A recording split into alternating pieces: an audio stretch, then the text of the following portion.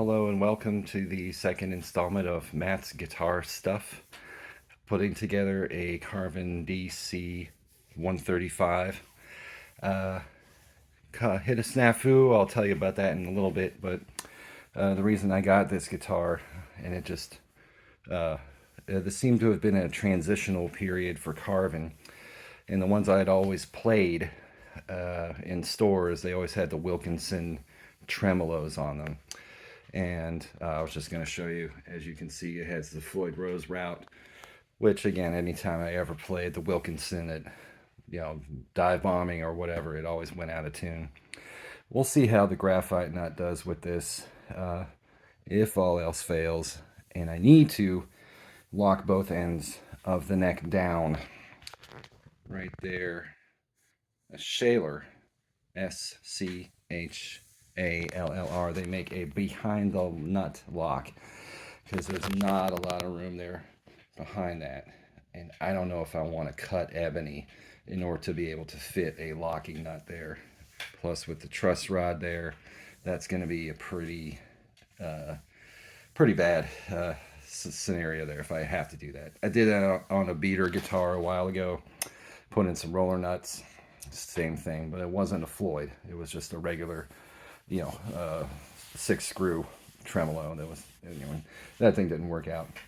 But the most important thing I loved about this thing, so like I said, they were transitioning from Floyd to Wilkinson, but also, and the reason I put 92.5, or the description I got from the buyer was, this is a 24 fret guitar, but it's also a Gibson scale length. So it's the 24 3/4 scale length as opposed to the 25.5. Which makes a world of difference. I've never liked the Fender scale. They sound great. I'm always goosenecking my hand to try to get to play power chords and stuff like that. I love the Les Paul scale. Les Paul's weighs about as much as a semi-truck, and after an hour or so of playing, my back is killing me. This thing weighs 5.5 pounds. Again, hardware missing. We'll see how much it gets when I put everything in there.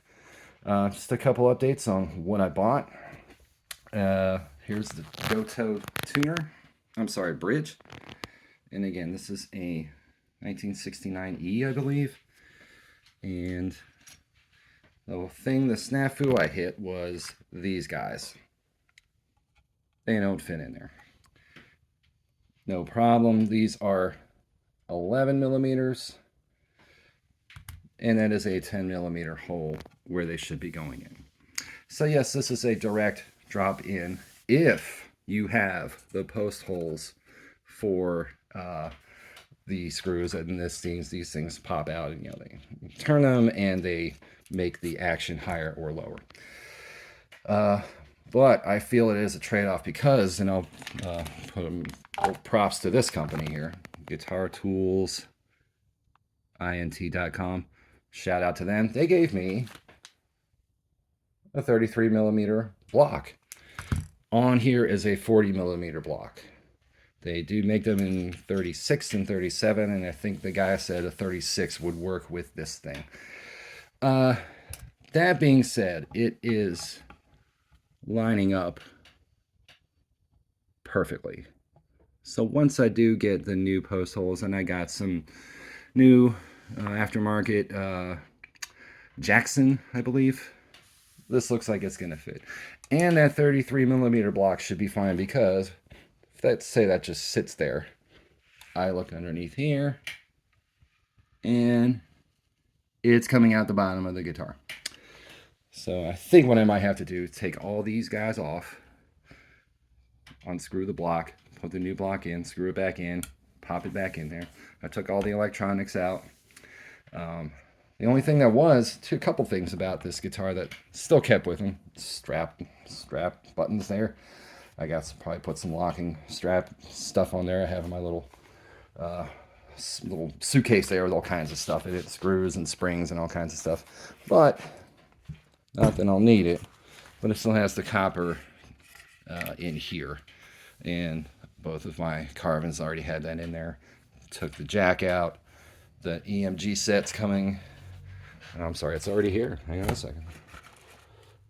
this stuff out of the way here. There it is with the pick guard, and with that, I'm gonna have to take all the pickups off. Everything on this thing plugs in. There is no soldering that I need to do with this thing. The only other thing, snafu, I know I'm going to encounter is that all these are on-off switches for the pickups. That's kind of the way Carvin always did it. That's a 5-way switch. That guy right there. So what I'm going to have to do is figure out a way. Maybe here. Maybe somewhere right in here. Just get a little bit of a, I'm not touching these post holes. They say to get a 7/16 drill bit to make them wider. No. I like to know how deep I'm drilling. That only goes down. It is not through. It stops. I'm not going to do that. I've done that before with trying to drill holes in necks and trying to apply it to the guitar. One time I went through the fingerboard, so I'm going to leave those there. Get the 10 millimeters, put them in there. Should fit the Goto just fine. So that's really the only other thing I have to worry about right now, but any and all of these little things. So many things, and yes, it did fit, and as soon as I Googled it, I said, yep, that is an 11 millimeter, and that is a 10. So we're on this journey together. Once I find something out, and I feel you need to know it, just remember that a Goto is not a true drop-in replacement for a Floyd Rose because of those post holes. Everything else seems to line up pretty good. It's got some clearance in the back for the screws, that you need to do for the fine tuners and everything like that. Once those things come in, they should be in a few days. The post holes, we'll get to putting this thing together. Just wanted to give you all an update on how it's going so far. Hope you enjoy, and thank you.